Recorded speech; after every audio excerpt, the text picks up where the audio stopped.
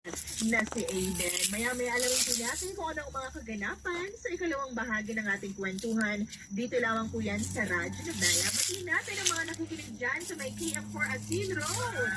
Hello kina Eranis Simbulan. And of course, batiin natin kina Michael Picar Ninobla. Sabi niya pa shoutout dito sa may Kuya Fuel Station ng Manganan.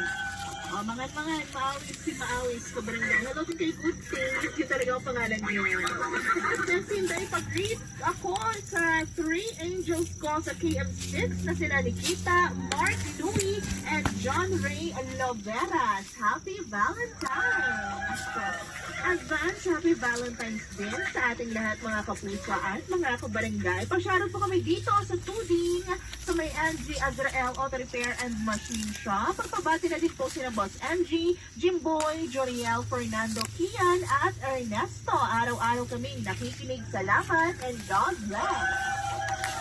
God bless din sa inyong lahat mga kabarangay. O siya, mananghalian ka muna habang inaabangan ang